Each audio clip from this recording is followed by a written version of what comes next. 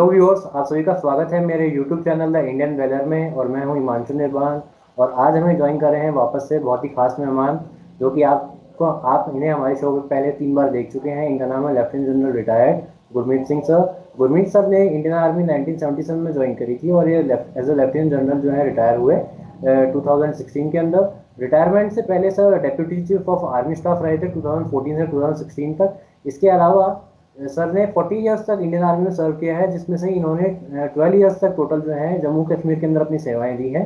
जिसमें ये as a brigade commander और कॉप्स कमांडर 15 कोर के श्रीनगर में जो बेस्ड है, और एंटी इंसर्जेंसी और काउंटर इंसर्जेंसी जो ऑपरेशन है उसकी कमान संभालती है all over Jammu and Kashmir में।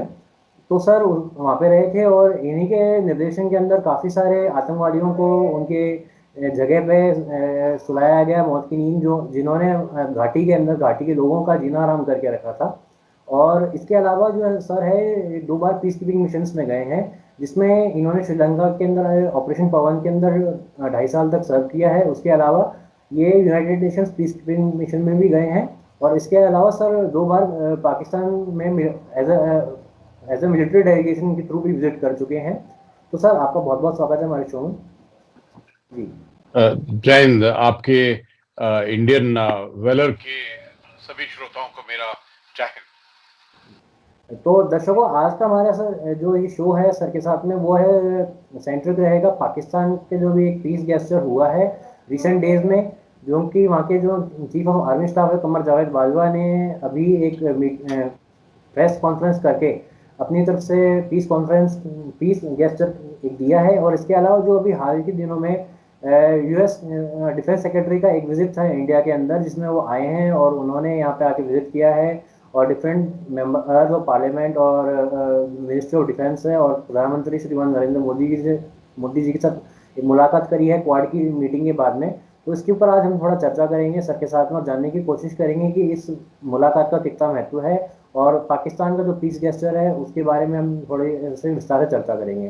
तो सर मेरा सर आपसे कुछ सवाल है, जिसमें सर पहला सवाल ये है कि सर थोड़ा हमारे को ये बताएं कि अचानक सर जो हवा का बदलाव हुआ है पाकिस्तान में, जो कभी पाकिस्तान सीज फायर वायलेशन से बाज नहीं आता था, टेररिस्ट को अंदर इंडक करवाने से बाज नहीं आता था, हमेशा भारत की तरफ युद्ध की धमकी आती थी कि हमारे पास एटमी बम है, हमारे पास एटमी बम है। तो सर अचानक से ये हवा चेंज हो गया और वो पीस के बारे में कैसे सर बात करने लग गया पाकिस्तान। और कमर जावेद बाजवा ने जो भी एक इस्लामाबाद सिक्योरिटी डायलॉग के अंदर ये अपनी एक प्रेस कॉन्फ्रेंस करी, सर इसके बारे में कुछ बताएं। कि जब मेरी गवर्नमेंट आई तो हमने पूरी कोशिश की हिंदुस्तान से कि हम अपने जो भी इश्यूज़ हैं, और हमारा इशू बेसिकली कश्मीर एक ही इशू है, हम उसको कैसे डायलॉग के ज़रिए हल करें और अपनी एक सिविलाइज्ड नेबर्स की तरह अपनी रिलेशनशिप कायम करें। अनफॉर्चुनेटली 5 अगस्त आ गया और उससे बहुत बड़ा एक धचका पड़ा और हमारे टोटल ब्रेक डाउन हो गया दोनों मुल्कों के बीच में। अभी भी उम्मीद हम ये रखते हैं कि अगर वो कश्मीरियों को जो उनका राइट है, जो यूनाइटेड नेशंस की सिक्योरिटी काउंसिल ने उनको राइट दी है कि अपनी ज़िंदगी का फ़ैसला ख़ुद करें, अगर वो राइट देते हैं तो ये हिंदुस्तान के लिए भी उतना फ़ायदेमंद है जितना हम पाकिस्तान के लिए, कि अगर ये वो उस तरफ पीस की तरफ डायलॉग के ज़रिए अगर कश्मीर का रेजोल्यूशन की तरफ जाता है तो ये सारा इलाका चेंज हो जाता है। तो ये एक आगे सिर्फ एक इशू है जो हमें रोक के रखा हुआ है इस वक्त तक। और हम तो अपनी कोशिश करेंगे, लेकिन हिंदुस्तान को पहला कदम लेना पड़ेगा, क्योंकि 5 अगस्त के बाद अब जब तक वो पहला कदम नहीं लेते तो हम अनफॉर्चुनेटली आगे नहीं बढ़ सकते वहाँ। Kashmir dispute is obviously at the heart of this problem.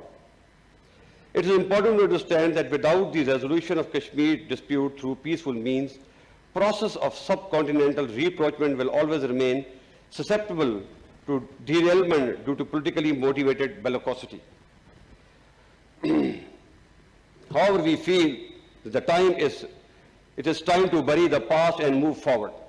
But for resumption of peaceful process or meaningful dialogue, our neighbor will have to create conducive environment, particularly in Indian occupied Kashmir. देखिए, हाल ही में DGMO talks हुई थी फरवरी 24 को, जिसके बाद दोनों ही DGMO ने एक जॉइंट स्टेटमेंट दिया और कहा कि फरवरी 25 से एलओसी के ऊपर में सीज फायर होगा। ये एक बहुत अच्छा डेवलपमेंट था और वेलकम स्टेप था।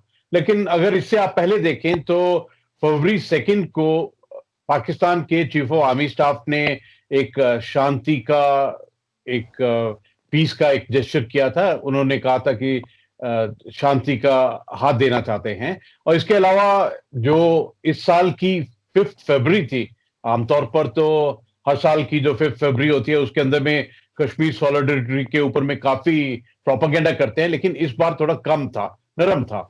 और इसके अलावा मैं कहूंगा कि जो सार्क की मीटिंग हुई कोविड और हेल्थ के बारे में, उसमें एक पहला बार था कि पाकिस्तान का कोई रिप्रेजेंटेटिव भारत की मीटिंग में आया हो और कश्मीर के बारे में कोई जिक्र नहीं किया, तो ये पहली बार फरवरी 18 को हुआ था। इसके अलावा जब उनके प्रधानमंत्री जी श्रीलंका गए थे तो उनको जो हमारा एयर स्पेस है उससे जाने की इजाजत दी थी। ये था उस डीजीएमओ टॉक से पहले। लेकिन उसके बाद में एक बहुत महत्वपूर्ण बात हुई कि जो पाकिस्तान की चीफ ऑफ आर्मी स्टाफ है, उन्होंने इस्लामाबाद सिक्योरिटी डायलॉग, उसके अंदर में कुछ एक खास बात कही और एक बहुत बड़ा संदेश देने की कोशिश की पीस के बारे में।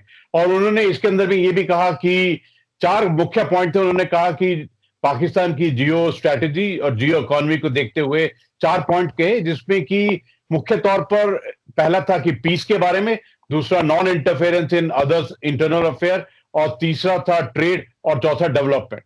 पाकिस्तान से इन शब्दों का इस्तेमाल करना, जिस प्रकार उन्होंने अपने लेक्चर के अंदर में पीस, स्टेबिलिटी, डेवलपमेंट और हार्मनी करना, ये बिल्कुल काफी अलग सा दिखाई देता है, क्योंकि जो पाकिस्तान की स्ट्रैटेजीज और पॉलिसी रही हैं उसके अंदर में प्रॉक्सी, प्रोपेगेंडा, टेरर और फंडामेंटलिज्म, एक्सट्रीमिज्म, रेडिकलाइजेशन, यही शब्द रहे हैं। और वो सदा ही डिनाइबिलिटी के ऊपर में रहे हैं और उनके ऊपर में भरोसा करना बहुत मुश्किल भी है। लेकिन जो इस बार उन्होंने बात की, उन्होंने देखिए एक बार इस बार में क्या अलग बात थी कि उन्होंने एक बार भी यूएन रेजोल्यूशन रिगार्डिंग कश्मीर उसके बारे में बात नहीं किया। उन्होंने 5 अगस्त 2019 का स्टेटस को उसके बारे में बात नहीं कहा और प्लेबिसाइड ऐसे चीजें नहीं कही। तो जो पहले कहते रहे हैं उससे थोड़ा रुख अलग था। लेकिन इसके अंदर में उन्होंने 3 बातें कही। एक तो कहा कि न्यूक्लियर नेबरहुड, और दूसरा उन्होंने कश्मीर का कहा कि जो इसका एक एनेबलिंग कंड्यूसिव एनवायरनमेंट बनाना चाहिए। और सबसे बड़ा जो सेंटेंस उनके पूरे 15 मिनट 12 मिनट का जो लेक्चर था उसके अंदर में था, बरी the past and move forward, ये उन्होंने कहा। अभी देखिए, आप अगर बहुत मैक्रोस्कोपिकली देखते हैं तो चाइना ने भी 10 फरवरी को पुल बैक कर लिया। 2020 जो निकला है पाकिस्तान और चाइना के साथ में एलएसी और एलओसी में, आपने देखा कि किस प्रकार की हाइटेंड एक्टिविटी थी। दोनों एक्टिव थे, एलएसी भी एक्टिव था और एलओसी भी एक्टिव था। एलएसी के ऊपर में हमारे 20 वीर योद्धाओं ने अपने प्राणों की आहुति दी, तो एलओसी के ऊपर में सीज फायर वायलेशन एक हद ही पार कर गए। वो तो 5000 के आसपास का आंकड़ा था सीज फायर वायलेशन का। और इसके बाद में 10 फरवरी को चाइना का पुल बैक एलएसी से, और इस तरह की आवाजें जो आ रही हैं फरवरी के महीने से पाकिस्तान की तरफ, हो सकता है इसके पीछे में बैक चैनल भी हों या और बाकी किसी स्तर के ऊपर में बात हो, लेकिन ये बिल्कुल अलग है। लेकिन इसको एक बहुत ही, मैं तो कहूंगा कि बहुत कॉम्प्रिहेंसिव तरीके से देखना पड़ेगा, क्योंकि जिस प्रकार का भारत का भी ट्रेंड हो गया है, जिस प्रकार भारत एक्शन करता है, जिस प्रकार भारत ने 2 फ्रंट को डील किया है 2020 में, और जिस प्रकार जियो स्ट्रैटेजी पूरे विश्व की बदली हो रही है, और जिस प्रकार भारत ने ना केवल कोविड, चीन, पाकिस्तान, इन सब चैलेंजेस को किया है, तो इस माहौल में हमको इसको देखना पड़ेगा कि किस प्रकार से ये है। लेकिन मैं हिमांशु जी आपको एक चीज बहुत क्लियर बताना चाहता हूं कि भारत की एमईए ने एक बहुत ही नपे तुले डिप्लोमेटिक लैंग्वेज में एक बहुत क्लियरली कहा है। उन्होंने कहा है कि India desires normal and neighbourly relations with Pakistan, committed to addressing issues in a peaceful bilateral manner। तो उन्होंने तो कहा है कि हम चाहते हैं कि ये नॉर्मल और नेबरली रिलेशन हो, लेकिन जो गलतियां पाकिस्तान के अंदर है, जिस तरह से वो 22 अक्टूबर 1947 तो छोड़िए, ये जो 1989 से जिस प्रकार उन्होंने एक टेररिज्म का दौर किया हुआ है, और शुरू से जब से बने हैं तभी से hate India, anti India, Kashmir card, और अभी हाल ही में जिस प्रकार वो चाइना की कॉलिसिवनेस के अंदर में धंसता जा रहा है और चाइना पाकिस्तान इकोनॉमिक कॉरिडोर के अंदर में जो कार्रवाई कर रहा है, इस माहौल में पीस होना तो मुश्किल है, लेकिन अवश्य ही भारत चाहेगा कि पूरे विश्व का जो डायरेक्शन है वो पीस, हार्मनी और स्टेबिलिटी की तरफ अवश्य होना चाहिए। जी, तो सर आप जो ये बता रहे हैं कि सर सीपैक का और अभी पाकिस्तान का आपने पूरा ब्यौरा दिया, तो सर आप क्या मानते हैं जो एक हवा का सर जो रुख बदला है, क्या ये पाकिस्तान की इंटरनल पॉलिटिक्स से बदला है जिसमें उनकी कंगाली की स्थिति बनी हुई है? तो क्या इसी से पाकिस्तान की आर्मी हैरान है कि उनके उसके पास कोई सैलरी आने का कोई वो नहीं है, मोटिव ऐसा है सैलरी बढ़ाने का या कोई करप्शन करने का? हिमांशु जी, आपने बहुत अच्छा पॉइंट किया कि आखिर किया क्यों है, आखिर क्यों पाकिस्तान ने पीस के बारे में बात किया है। पहले तो बात नहीं किया है और इनके ऊपर में विश्वास करना भी मुश्किल है। लेकिन अगर बारीकी से देखें तो अभी जो पाकिस्तान की इंटरनल सिचुएशन है, इंटरनल स्टेबिलिटी है, वो बहुत ही निचले स्तर की है। हर एक पहलू में पाकिस्तान फेल हो चुका है, चाहे वो पहलू मैं कहूंगा उनके गवर्नेंस का, एडमिनिस्ट्रेशन का, डिप्लोमेसी में एकदम आइसोलेट हो चुके हैं। इकोनॉमी में जिस प्रकार से वो एक डेब्ट के, एक कर्जे के नीचे में, और जो उनकी अर्थव्यवस्था बहुत ही मैं कहूंगा एक बहुत ही लोएस्ट लेवल के ऊपर में चली गई है। उनके देश के अंदर में जो इन्फ्लेशन और जो संकट आ रहे हैं वो बहुत ही ज्यादा हैं। उनकी चाहे वो गवर्नेंस है, पॉलिटी है, हर एक लेवल में फेल हो गए हैं। मैं तो कहूंगा ये पाकिस्तान की एक कंपल्शन है। और देखिए वो चाइना के ऊपर में कितना भरोसा कर रहे थे, चाइना खुद ही पुल बैक कर गया।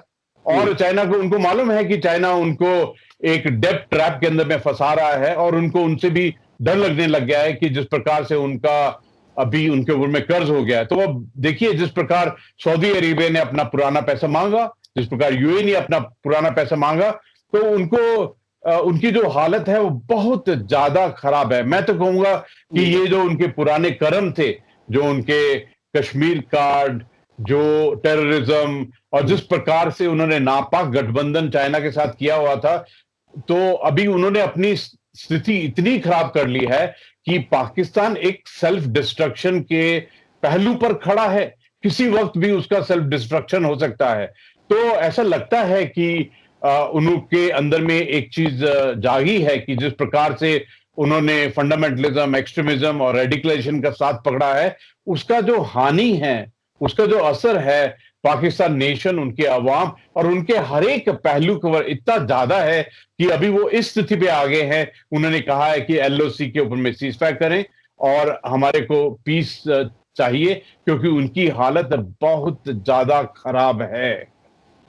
जी, तो दर्शकों को सर मैं थोड़ा बताना चाहूँगा कि पाकिस्तान के ऊपर अभी आज़ादी के बाद से $43 ट्रिलियन का कर्जा हो चुका है और आज तक वो पैसा मांगते आए हो, पैसा जाता कहाँ है ना तो पाकिस्तान के हुक्मरानों को पता है ना ही वहाँ के लीडर्स को पता है। केवल पता है तो वहाँ के जो जनरल्स हैं जो कि बाहर सेटल्ड हैं। तो सर मेरा सर आपसे इसी का रिलेटेड क्वेश्चन है, क्या पाकिस्तान पर विश्वास कर सकते हैं इसके पीस के असर से? देखिए बुनियादी असूल पर उन पर विश्वास करना बहुत मुश्किल है, क्योंकि हमने देखा है कि पहला दिन जब से ये बना है तभी से विश्वास का पात्र नहीं है। क्योंकि अभी देखिए 14 अगस्त को इस 1947 बना और 22 अक्टूबर को इसने हमला कर दिया रेडर्स को लेकर।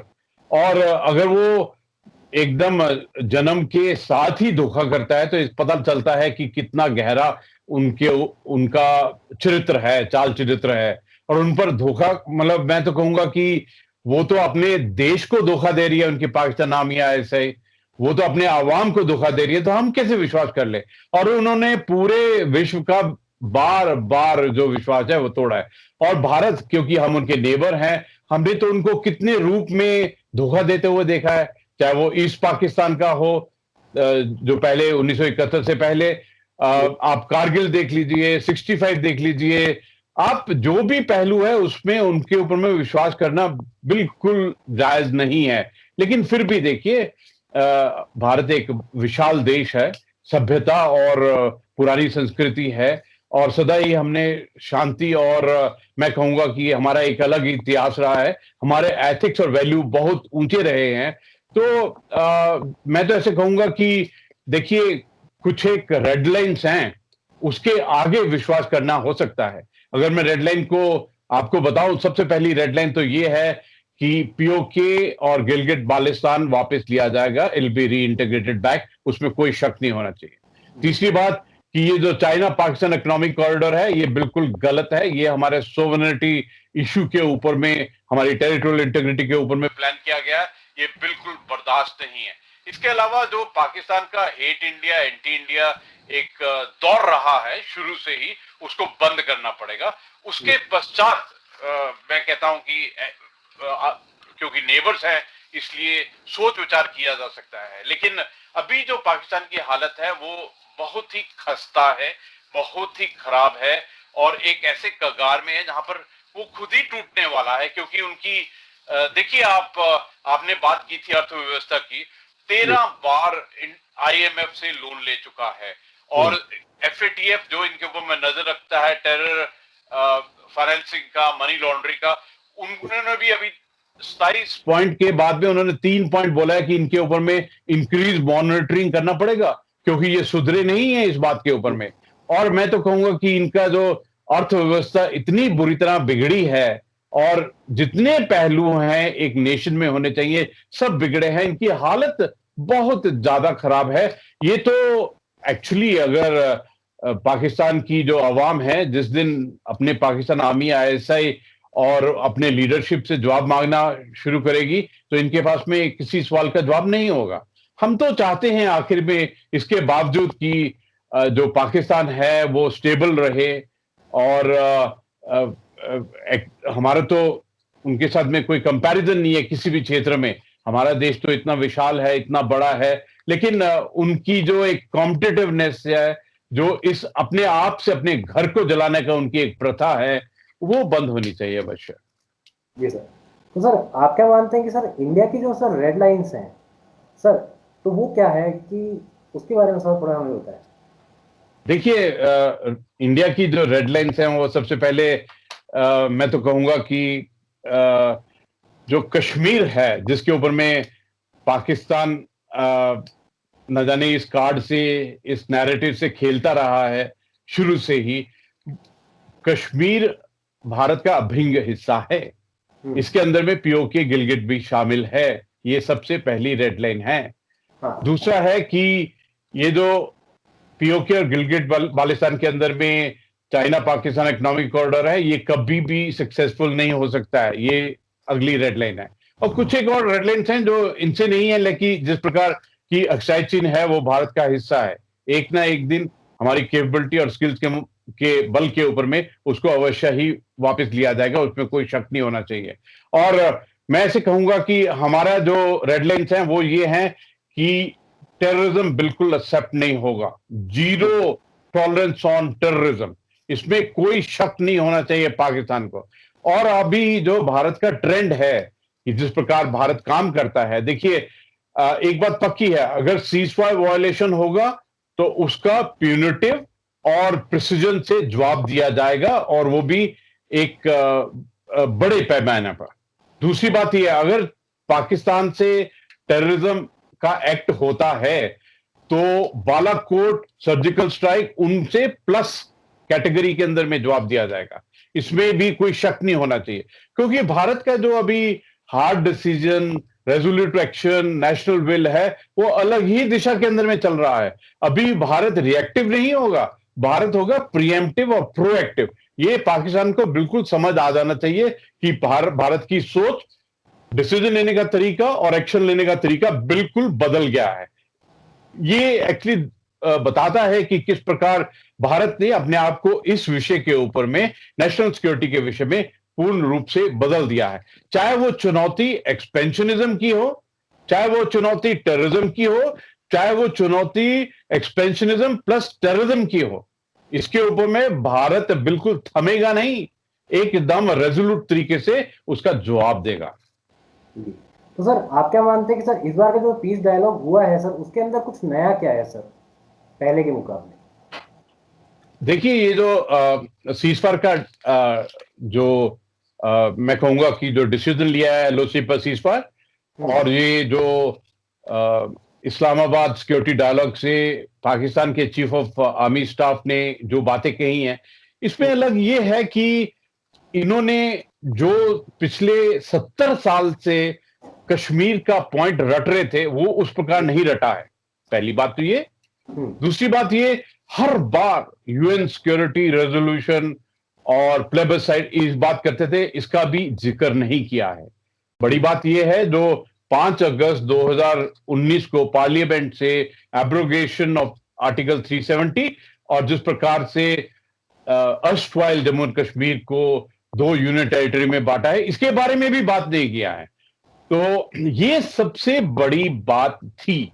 और क्योंकि लगता है, मेरे को ऐसा लगता है कि पाकिस्तान के अंदर में भी जो उनकी लीडरशिप है वो ये सोच रही है, वो इंट्रोस्पेक्शन कर रही है कि ये जो कश्मीर वाला बात थी, ये जो टेररिज्म वाली बात थी, इससे सबसे बड़ा नुकसान उन्हीं को हुआ है।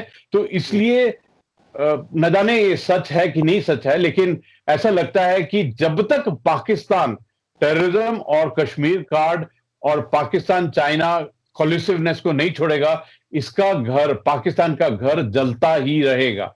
उनको भी चाहिए कि उनके देश में तरक्की हो, उनके भी चाहते हैं कि उनकी अर्थव्यवस्था ठीक हो, क्योंकि वो एक बहुत ही, पंजाबी में जो कहते हैं, माड़ी कंडीशन में है अभी इस वक्त में। और वो चाहते हैं कि कोई तो समाधान निकले, कोई भी समाधान नहीं निकल रहा है, क्योंकि हर एक जगह economy, diplomacy, governance, administration, polity, you name it and they have failed out there. Pakistan ने जो डेवलपमेंट और टेक्नोलॉजी का सहारा लेना था अपने आप को डेवलपमेंट की तरफ ले जाने के लिए, उसकी जगह इन्होंने टेररिज्म और कश्मीर जैसे इशू के ऊपर में बढ़ता रहा। और आप देखिए हिमांशु जी, जो पाकिस्तान है इसका पहले सेंटर ऑफ ग्रेविटी था अमेरिका के ऊपर में, उनसे एड लेता था। उसके बाद में ये इसकी सेंटर ऑफ ग्रेविटी शिफ्ट हुई, अफगानिस्तान में लड़ने के लिए पहुंच गया। उसके बाद में सेंटर ऑफ ग्रेविटी इनकी चाइना की तरफ में, कोलिसिव ने नाग पाक गठबंधन में। और जब से ये बना तभी से सेंटर ऑफ ग्रेविटी ये अपना कश्मीर दिखाता है। अगर इसकी सेंटर ऑफ ग्रेविटी इसी के देश के बाहर है तो अपने देश में क्यों फोकस नहीं करता है? तो ये लगता है कि पाकिस्तान में कुछ अंश हैं कि उनको समझ आ गया है कि पाकिस्तान ने अपना बहुत समय नष्ट कर लिया है, बहुत एनर्जी वेस्ट कर लिया है, और टेररिज्म और कश्मीर ने उसको कुछ नहीं दिया है। और चाइना और पाकिस्तान का नापाक गठबंधन भी एक उसी तरह विफलता की तरफ बढ़ रहा है। ऐसा लगता है कि पाकिस्तान को इस बात का समझ आ रहा है, लेकिन वो इस प्रॉब्लम से कैसे निकले उसका ये एक प्रयास है, मेरे को लगता है। तो सर, आपने अभी सर एक जिक्र किया प्लेबिसाइट का, कि सर पाकिस्तान हमेशा प्लेबिसाइट यूएन का प्लेबिसाइट, ये उसके हर एक फोरम पे या उसकी जितने भी यहाँ के जो रिप्रेजेंटेटिव्स आते हैं इंडियन टीवी चैनल्स पे, तो प्लेबिसाइट का रटा लगाए रखते हैं। तो थोड़ा सा हमारे दर्शकों को सर ये प्लेबिसाइट के बारे में बताइए, प्लेबिसाइट एक्चुअली है क्या और इसके मायने क्या क्या है? देखिए, ऐसा है कि जब भारत यूएन के पास में गया कश्मीर को लेकर 1948 के अंदर में, तो उसके अंदर में एक पॉइंट था कि प्लेबिसाइट किया जाएगा, लेकिन उसमें एक कंडीशन थी कि सबसे पहले पाकिस्तान अपनी फौजें वहां से निकाले, उसके बाद में प्लेबिसाइट होगा। पाकिस्तान ने आज तक वहां से फौजें नहीं निकाली हैं, तो प्लेबिसाइट का तो बात ही नहीं होती है। वहां पर यूनाइटेड नेशन मौगिब ग्रुप है यूनाइटेड नेशन का, वो पाकिस्तान की साइड में ज्यादा एक्टिव रहते हैं, इंडिया साइड में सिर्फ लोकेशन में है, और उनका ऑफिस है श्रीनगर में। लेकिन ये जो इश्यू है पाकिस्तान का, ये बायलैटरल इश्यू है भारत और पाकिस्तान का। यही बात शिमला एग्रीमेंट में भी कही गई थी, लेकिन इसके बावजूद भी कुछ एक रट्टे रटाए जो पाकिस्तान की कहानियां थी, नैरेटिव था, जिसके अंदर Kashmir, plebiscite, UN security resolution, इन सब बातों को जो 70 साल से रटता आ रहा था, वो इस बार थोड़ा, अभी जो उन्होंने कहा है उनके चीफ ऑफ आर्मी स्टाफ ने, और एक बात तो पक्की है, जो पाकिस्तान का जो सेंटर ऑफ ग्रेविटी पावर का है वो तो पाकिस्तान आर्मी के पास में है। जब उनका चीफ कहता है तो इसका मतलब लगता है कि वो एक बहुत सीरियसली, उनका ऐसा एक इंटरनल कंपल्शन हो गया है कि वो उन पॉइंट से हटके, यानी कि यूएन सिक्योरिटी रेजोल्यूशन, प्लेबिसाइट और जो कश्मीर का रटा रटाया 70 साल का जो उनका झूठ, प्रोपेगेंडा, रेडिकुलेशन का तरीका था, वो उससे पीछे हटने को लगता है वो अभी तैयार है, क्योंकि उसका घर इतना बुरी तरह से नष्ट हो गया है कि उसको मालूम है कि अगर इसी रास्ते पे चलता रहा तो किसी वक्त भी पाकिस्तान का सेल्फ डिस्ट्रक्शन हो सकता है। जी, तो सर मेरा सर अब आपसे अगला सवाल है सर, जो यूएस और इंडिया के रिलेशनशिप को लेके है कि सर अभी जो यूएस के डिफेंस सेक्रेटरी हैं उनका भी रिसेंट में विजिट आया था, और ये काफ़ी चर्चा का विषय भी रहा, क्योंकि यूएस की तरफ से ये कहा गया है कि फर्स्ट ब्लैक अमेरिकन का ये विजिट है इंडिया में, और एक क्वाड की जो मीटिंग है उसके बाद सब फर्स्ट डिफेंस सेक्रेटरी आए हैं। तो सर इसके बारे में कुछ बताएं कि सर ये विजिट कैसा था और कितना महत्वपूर्ण था भारत के नज़रिए से चाइना के खिलाफ। हिमांशु जी, ये जो यूएस के सेक्रेटरी ऑफ डिफेंस हैं, ये इनका पहला विजिट था इनका अपॉइंटमेंट होने के बाद में। ये बहुत महत्वपूर्ण विजिट था क्योंकि एक हफ्ता पहले 12 मार्च को क्वाड लीडरशिप का समिट मीटिंग था, और ये जो अभी बिडेन, जो राष्ट्रपति बिडेन जी का जो पहले पहले कदम है उनमें से सबसे बड़े कदम हैं, जो उन्होंने क्वाड का समिट में पार्टिसिपेट किया। ये उनका मल्टीलेटरल एंगेजमेंट का पहला कदम था, और ये जो सेक्रेटरी ऑफ डिफेंस है इनका भी पहला ऑफिशियल विजिट है। पहली बार अमेरिका से निकले और 2+2 जापान और साउथ कोरिया का मीटिंग अटेंड करने के बाद में भारत में आए। भारत में 3 दिन का उनका विजिट था, उसके बाद में एक सीक्रेट विजिट अफगानिस्तान गए और उसके पश्चात अमेरिका में लौटे। देखिए, एक बात पक्की है कि जब से क्वाड शुरू हुआ है, 2004 से शुरू हुआ, जब सुनामी आया था, 2007 में इसको फॉर्मलाइज किया गया और 2017 में इसको रिवाइज किया गया। उसके बाद में जो फॉरेन मिनिस्टर हैं चारों देशों के, ये 2019 में एक बार मिले और एक बार इन्होंने वर्चुअल प्लेटफॉर्म पर मीटिंग किया। लेकिन ये जो 2021 जो 12 मार्च को हुआ है, ये एक बहुत बड़ा कदम है, जिसमें हमारे प्रधानमंत्री जी ने कहा था कि Quad is here to grow and it is for the good of the globe. तो ये जो उभर रहा है क्वाड, ये इंडिया पैसिफिक रीजन मुख्यतः उस पॉइंट के ऊपर में, और भारत और डिफेंस की जो भारत और यूएस की जो डिफेंस कोऑपरेशन और डिफेंस रिलेशनशिप है, इसके लिए बहुत ही इंपॉर्टेंट इवेंट्स है। आप देखिए, 2016 में अमेरिका ने भारत को मेजर डिफेंस पार्टनर के रूप में कहा। उसके बाद में 2016 में logistic exchange memorandum of agreement LEMOA हुआ। उसके बाद में 2018 में कॉमकासा यानी कम्युनिकेशन कंपैटिबिलिटी और सिक्योरिटी एग्रीमेंट हुआ, और 2020 के अंदर में basic exchange cooperation agreement BECA हुआ। तो जिस प्रकार से ये फाउंडेशनल एग्रीमेंट्स है और एक बहुत ही सोची समझी नीति के मुताबिक जिस प्रकार भारत और यूएस के रिलेशनशिप बढ़ रहे हैं, ये एक विश्व की नई जियो स्ट्रेटेजी को डिफाइन करते हैं। और देखिए, ये जो एकदम क्वाड के बाद हुआ, तो इसका मतलब ये एक्सपेंडिंग रिलेशनशिप है। इसके अलावा दोनों देशों ने एक बात बिल्कुल क्लियर कही कि इंडिया इंडो पैसिफिक जो रीजन है, इसके बाद में फ्री, ओपन और इंक्लूसिव बात कही।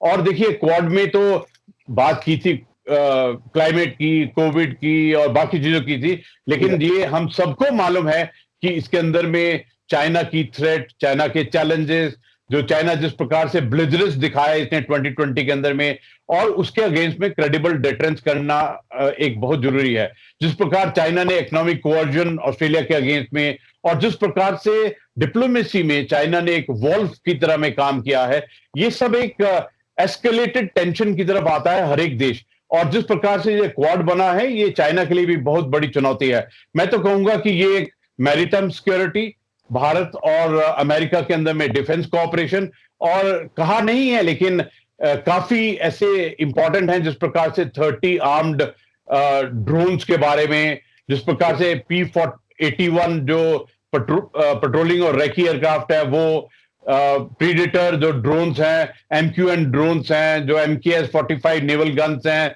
इसके अलावा और भी आई स्टार और सर्वेलेंस के बारे में और कुछ एयरक्राफ्ट के बारे में भी बातें हुई हैं। लेकिन मुख्यतः ये भी कहा गया है कि जितना भी अभी डिफेंस कोऑपरेशन होगा, वो make in India defence technology का कोऑपरेशन इसके तहत होगा। तो लगता है कि ये विजिट इस चीज को सिग्नल करती है कि भारत और यूएस के बीच में डिफेंस कोऑपरेशन बहुत ऊंचे स्तर पर जाने वाला है। जी, तो सर आपने सर अभी ये पूरा हमारे सब दर्शकों को सर पूरा खुल के बताया। तो सर आप क्या मानते हैं कि सर जो क्वाड की भी मीटिंग हुई है रिसेंट में, सर अभी एक रिसेंट में कल भी एक मैं रिपोर्ट पढ़ रहा था जिसमें ये अंदेशा है कि रशिया इस क्वाड की मीटिंग से भी काफ़ी घबराया हुआ है। तो सर आप क्या देखते हैं, क्वाड की मीटिंग थी तो चाइना के लिए और इंडो पैसिफिक रीजन के लिए, लेकिन ये रशिया का घबराना सर कितना लाजमी, उसके बारे में कुछ बताइए। देखिए, ये आपने जो क्वेश्चन पूछा ये बहुत ट्रिकी क्वेश्चन है। रशिया घबरा रहा है, मैं तो सोच रहा था आप पूछेंगे कि चाइना घबरा रहा है। जी। देखिए, रशिया और भारत के जो संबंध हैं बहुत पुराने हैं, बहुत रिलायबल रहे हैं। हमारा पहले मुख्यतः जो हमारे डिफेंस वेयरविदॉल आते थे पूरे रशिया से आते थे। आपको तो याद होगा T-72, T-90 और मिग और एसयूज जितने भी हैं सब उन्हीं से आए हैं। और अभी क्या हुआ है कि जिस प्रकार से भारत ने वेपन एक्विजिशन में प्लूरलिज्म, मतलब कि एक से नहीं लेकिन काफी से लेना, तो उसमें ऐसा हुआ है कि फ्रांस के साथ में जो हमारा डिफेंस कोऑपरेशन है, जो इजराइल के साथ डिफेंस कोऑपरेशन है, अमेरिका और रशिया, अगर आप इसको देखें तो रशिया वाले में थोड़ा गिरावट आई है और अमेरिका से भी थोड़ा गिरावट आई थी। अगर आप फैक्ट्स एंड फिगर्स और फिगर्स के ऊपर में जाएं तो पता चलता है। लेकिन मैं कहूंगा कि रशिया के साथ हमारे बहुत नाते जो है हिस्टोरिकल है, डिपेंडेबल है। अगर आप मैं तो ऐसे कहूंगा कि रशिया ना तो घबराया हुआ है, ना उन्होंने ऐसी प्रतिक्रिया की है। और मेरे सोच से तो ऐसा है कि उनको भी मालूम है कि Bharat pluralism, Bharat rule based order और जो हमारी जरूरत होगी उसी मुताबिक भारत अपने हथियारों को लेगा। भारत के ऊपर में कोई कंपल्शन नहीं है। हाँ, लेकिन एक बात जरूरी है कि हम भारत ने S-400 मिसाइल जो बैलिस्टिक मिसाइल डिफेंस के बारे में जो सिस्टम खरीदने की हमने एक उनके साथ डील की है 5 रेजिमेंट्स के लिए। तो उसके ऊपर में ऐसा सुनने में भी आया था जो अमेरिकन मीडिया से कि अमेरिका भारत के ऊपर में प्रेशर डालेगा, जिस प्रकार उन्होंने टर्की के ऊपर में डाला था। और उन्होंने ये भी कुछ एक मीडिया में ये बोला कि जो अमेरिका है वो ह्यूमन राइट्स के बारे में भी भारत को बोलेगा। देखिए, ये सब लीवरेजेस होती हैं, प्रेशर्स होते हैं, लेकिन मुख्य तौर पर मैं ऐसा सोचता हूं कि भारत को उस नापतोल से देखना ठीक नहीं है। भारत का जो डिफेंस एक्विजिशन का जो एक स्ट्रैटेजी रही है वो मल्टी प्लेटफॉर्म से रही है और हमारी जरूरत से रही है। भारत का जो एक स्ट्रैटेजिक ऑटोनॉमी है अपना नेशनल सिक्योरिटी के बारे में, डिफेंस एक्विजिशन में, वो अलग ही है। तो मैं तो ये कहूंगा कि हाँ, चाइना बहुत घबराया हुआ है कि जिस प्रकार से भारत और अमेरिका के रिलेशंस बढ़ रहे हैं, जिस प्रकार से क्वाड का जो एक प्लेटफॉर्म है वो पहले लगता था कि एक अनडिफाइंड प्लेटफॉर्म है, लेकिन इसको तो जब पूरा लीडरशिप मिल गई तो ऐसे लगता है कि ये तो बढ़ रहा है। अभी अप्रैल में अपना एक नेवल एक्सरसाइज होगा जिसके अंदर में फ्रांस भी पार्टिसिपेट करेगा, पहले कनाडा ने पार्टिसिपेट किया था। तो इस प्रकार लगता है कि ये क्वाड आने वाले समय के ऊपर में और भी इसका स्टैंडर्ड और नफरी बढ़ने के काफी चांसेस हैं। जी सर, आपने अभी क्वाड के बारे में बताया कि सर फ्रांस और आने वाले दिनों में जैसे यूके है वो भी अभी पार्टिसिपेट करने आ रहा है नेवल एक्सरसाइज में। तो सर इससे इस सिक्योरिटी का सर जो ग्रिड है इंडो पैसिफिक रीजन में, सर वो किस तरह बढ़ रहा है, उसके बारे में कुछ समझाया सर। देखिए, 2020 में और उससे पहले भी एक बात पक्की है कि चाइना एक्सपेंशनिज्म में बिलीव करता है। उसकी स्ट्रैटेजीज इसी प्रकार रही हैं। उसने साउथ चाइना सी में 9 डॉटेड लाइन बिछाकर एक एक्सपेंशनिज्म को एक मैं कहूंगा एक नया रूप दिया है।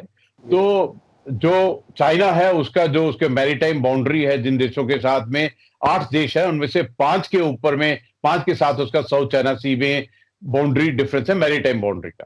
इसके अलावा ईस्ट चाइना सी, जापान, ताइवान, और जिस प्रकार से 2020 के अंदर में ईस्ट लद्दाख के अंदर में चाइना और पाकिस्तान के अंदर में काफी हाइटेंड एक्टिविटी रही, तो इससे पता चलता है कि जो साउथ चाइना सी है वो आने वाले समय में पूरे विश्व के लिए एक चैलेंज और थ्रेट बनने वाला है।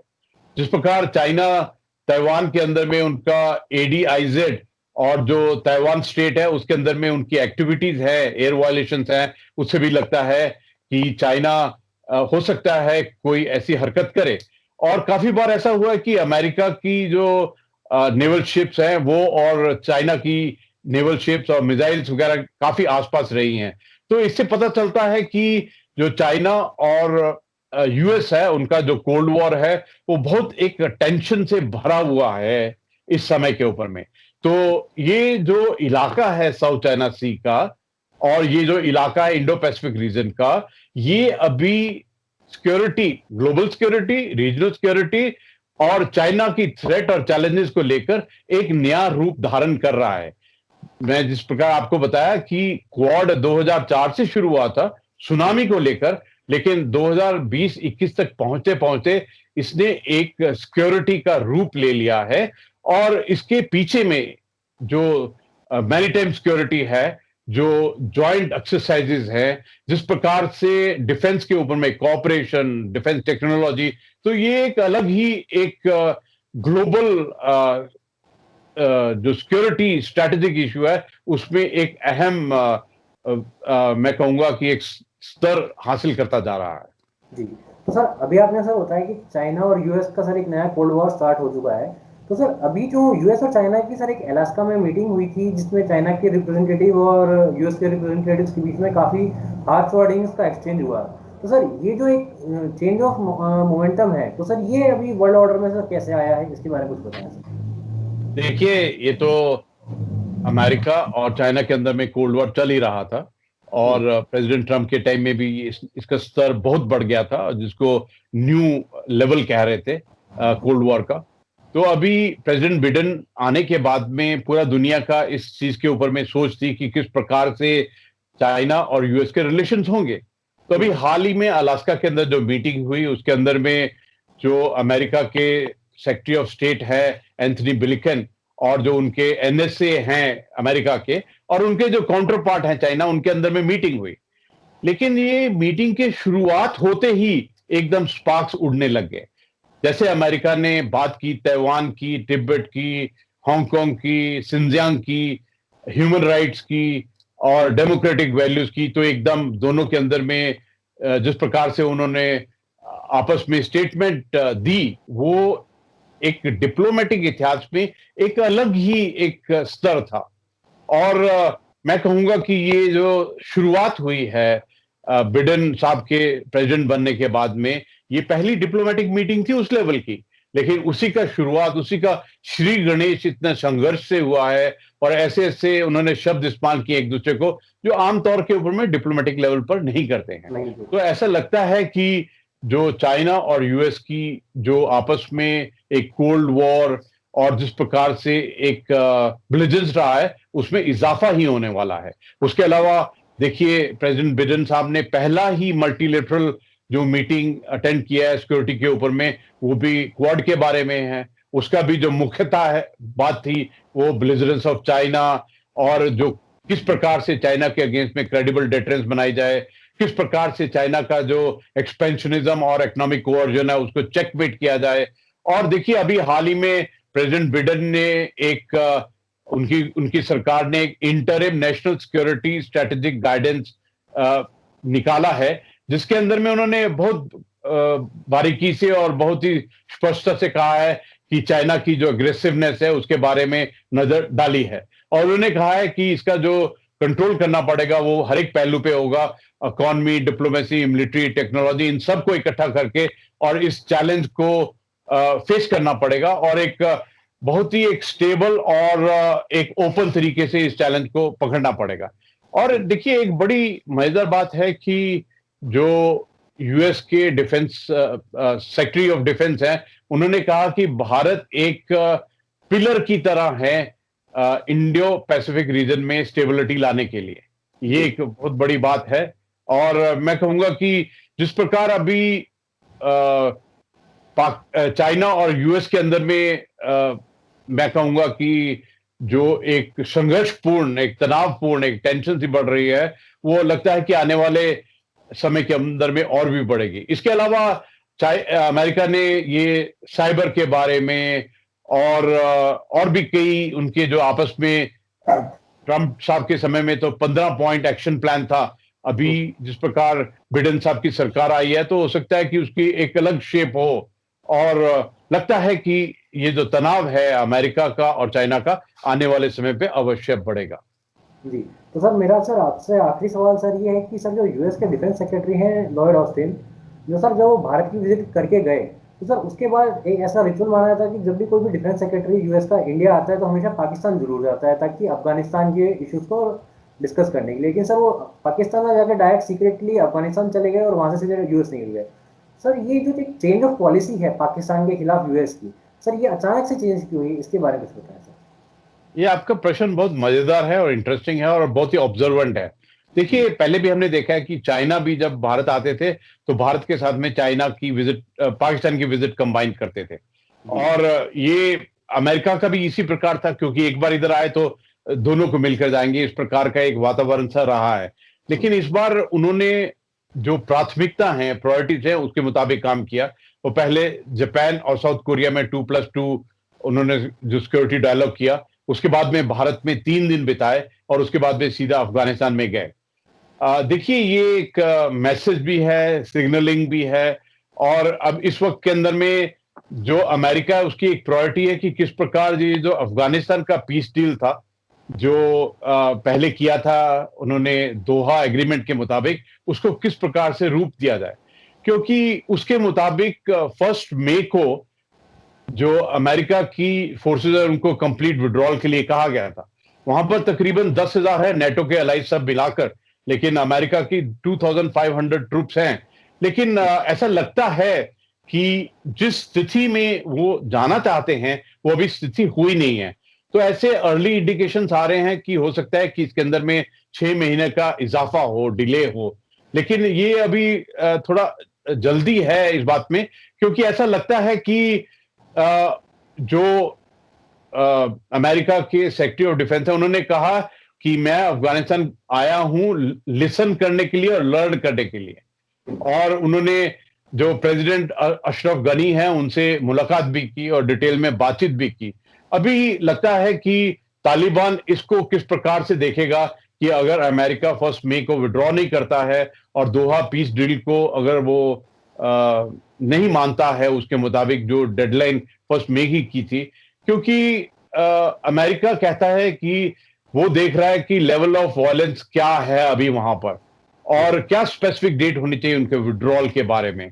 तो मैं ऐसे सोचता हूं कि इसके बाद में तालिबान का भी रिएक्शन आएगा, क्योंकि उनकी नजर में ये दोहा एग्रीमेंट का वायलेशन है और वो हो सकता है कि अपनी थोड़ी टेररिस्ट एक्टिविटीज और भी बढ़ा दे। तो ये आने वाले समय में पता चलेगा कि किस प्रकार अमेरिका अफगानिस्तान से विड्रॉ करता है और किस हालत में वहां से विड्रॉ करता है। लेकिन एक बात अवश्य है कि विड्रॉ होगा, लेकिन उसमें डिले तो अवश्य ही है। जी सर। तो सर अभी आपने बताया सर डिले का, सर ये कारण मुख्यतः सर जैसे इनका वो थी अफगानिस्तान का। तो सर आप पाकिस्तान आने वाले समय में चाइना के जो इन्वेस्टमेंट है उससे दूर हो पाएगा? जिस हिसाब से अभी सी पैक का काम अभी रुका हुआ है काफी दिनों से, और ये भी माना जा रहा है कि इन्वेस्टमेंट अब चाइना नहीं करेगा वापस से सी पैक के अंदर, उसके बारे में सर आपका क्या कहना है? मैं तो हिमांशु जी आपको एक फंडामेंटल पॉइंट बता रहा हूँ, बेसिक पॉइंट बता रहा हूँ, और एक बहुत ही स्ट्रेटेजिक पर्सपेक्टिव से कि देखिए, सबसे पहले तो फंडामेंटली चाइना ने एक गलती किया है। ये जो चाइना पाकिस्तान इकोनॉमिक कॉरिडोर है इसको पीओके और गिलगिट बाल्टिस्तान से लाने का एक बहुत बड़ा उनकी गलती है, एक स्ट्रेटेजिक गलती है। भारत कभी भी इस चीज को एक्सेप्ट नहीं करेगा, क्योंकि सोवरेनिटी और टेरिटोरियल इंटीग्रिटी के लिए भारत का हर एक नागरिक अपनी जान भी देने के लिए तैयार है। ये तो फेल होगा ही होगा, इसमें कोई शक की बात नहीं। लेकिन इसके अलावा क्या हुआ है कि जितना भी ये पूरा चाइना पाकिस्तान इकोनॉमिक कॉरिडोर सिर्फ पाकिस्तान आर्मी के हाथ में है, ये उनकी मिनिस्ट्रीज के हाथ में नहीं है। पहले मिनिस्ट्री के हाथ में था, पाकिस्तान आर्मी ने फिर उसको अपने हाथ में छीन लिया, और इसके ऊपर में बुरी तरह से करप्शन चल रहा है पाकिस्तान आर्मी का। पाकिस्तान आर्मी ने, उनके लीडरशिप ने, पाकिस्तान की आर्मी लीडरशिप ने, उसने बहुत ही बड़े पैमाने पर इस प्रोजेक्ट में करप्शन किया है। वो लगता है कि मुख्यतः ज्यादा से ज्यादा जो चाइना पाकिस्तान इकोनॉमिक कॉरिडोर के प्रोजेक्ट है वो फेल हो गए हैं। और अभी चाइना को भी समझ आ गया है कि ना तो इनकी ये करप्शन कम होगी, ना ही चाइना पाकिस्तान इकोनॉमिक कॉरिडोर की सिक्योरिटी खत्म होगी, और ना ही भारत कभी इसके बारे में मानेगा। और ऐसा लगता है कि चाइना में एक रीथॉट सा भी शुरू हो गया है। और बड़ी बात यह है कि चाइना और पाकिस्तान एक कन्वीनियंस के कारण कलूसिवनेस में थे, एक गठबंधन में उनका एक कन्वीनियंस था। लेकिन अभी पाकिस्तान को भी समझ आ रहा है कि वो डेब्ट ट्रैप के अंदर में फंसते जा रहे हैं, उनके ऊपर में कर्जा बढ़ता जा रहा है और दिन प्रतिदिन उनके ऊपर में जो बोझ बढ़ता जा रहा है, चाहे वो चाइना का लोन हो, आईएमएफ का लोन हो, चाहे जो इस्लामिक कंट्री से लोन लिया हुआ है, ये आने वाली जनरेशंस पाकिस्तान की उनको इस बुरी तरह से पाकिस्तान आर्मी और आईएसआई और उनकी गवर्नेंस ने कर्जे के दलदल में फंसा दिया है कि उनका निकलना बहुत मुश्किल है। समझ आ रहा है उनको, लेकिन किस प्रकार निकलेंगे ये पाकिस्तान ही जानता है। जी। तो सर मैं थोड़ा अपने दर्शकों को ये बताना चाहूंगा कि पाकिस्तान के अभी जो कुछ प्राइस रेट्स हैं जो FATF की ग्रे लिस्ट में आने के बाद काफ़ी हाई हो रहे हैं, जिसमें मुख्यतः रूप से क्या है कि भारत में जो दूध जो है 80 रुपये लीटर मिलता है वो पाकिस्तान में 114 रुपये लीटर हो रहा है, और वहाँ का जो एक लोकल चीज़ है वो 984 रुपीज़ पर केजी हो रहा है। तो ऐसा जो ये चीज़ें हैं पाकिस्तान को ही लेके डूब रही हैं। तो सर इसके बारे में आपका क्या मानना है कि जो पाकिस्तान है क्या ये इन सब महंगाई पे कभी काबू पाएगा अगर उसको भारत देखिए से हिमांशु जी, बुलाना है तो? हिमांशु जी सच कहूं तो बहुत ही तरस भी आता है, बहुत खराब भी लगता है जी कि पाकिस्तान आर्मी, आईएसआई और उनकी सरकार की नीतियों के कारण उनके अवाम उनके ऊपर में बहुत ज्यादा बोझ है। अभी जो उनकी महंगाई की हालत है, जो कीमतों की हालत है, जो गरीबी की हालत है, जो उनके हर एक सरकारी महकमे की हालत है, वो बहुत ही ज्यादा खराब है। चाहे वो पाकिस्तान एयरलाइंस हो, चाहे पाकिस्तान रेलवेज हो, जी चाहे बिजली का महकमा हो, चाहे वो गैस हो, चाहे वो सब्जी, दाल, दूध या कुछ भी हो, जो मार पाकिस्तान के अवाम के ऊपर में, जो पाकिस्तान की अवाम के ऊपर में बोझ है। और देखिए उनका हेल्थ सेक्टर कैसा है कि उनके प्राइम मिनिस्टर को भी कोरोना हो गया। अभी तो बहुत ही दुख लगता है, सच कहूं तो, बिल्कुल सर। कि पाकिस्तान पड़ोसी देश है, उसके अंदर में इतनी उनकी अवाम को उनकी क्या हालत है, जी सर। सुनकर, देखकर, नोट करके ये बहुत दुख लगता है। और ये पाकिस्तान की लीडरशिप, पाकिस्तान की आर्मी, पाकिस्तान की आईएसआई और टेररिस्ट ग्रुप को अवश्य ही जो अपने पुरानी चालाकियां हैं, जो उनके गलत रास्ते हैं, उनको बदल कर अपने देश और अवाम की तरफ देखना चाहिए। ये उनके लिए बहुत भारी जिम्मेवारी है इस क्षण के ऊपर में। जी। तो सर मैं आपको एक एंडिंग पॉइंट के साथ और सर कमेंट से खत्म करूंगा कि दर्शकों को ये बताना चाहूंगा कि जो भारत में जो वैक्सीन कोविशील्ड और कोवैक्स है वो 250 से 500 रुपए के बीच में मिल रही है 2 डोज, और जबकि पाकिस्तान के अंदर वही डोज 8,500 पाकिस्तानी रुपए के हिसाब से दोनों डोज मिल रही है। ये तो पाकिस्तान की ये पुरानी आदत रही है, उन्होंने अपने गरीब तबके को सदा ही चूसा है, उनको उनको एक्सप्लॉइट किया है। एटलीस्ट अब जब वहां पर कोविड की महामारी है तो इस प्रकार की नीतियां नहीं होनी चाहिए। उनको अपनी नियत, नीति और कार्य की शैली है उसको पूर्ण रूप से बदलने की बहुत जरूरत है। जी। तो सर आपका सर बहुत बहुत शुक्रिया सर आज हमें समय देने के लिए, और सर आशा करते हैं कि अगली बार कुछ नए टॉपिक से आपसे मुलाकात होगी। तब तक के लिए सर बहुत बहुत धन्यवाद। जय हिंद सर। जय हिंद। जय हिंद।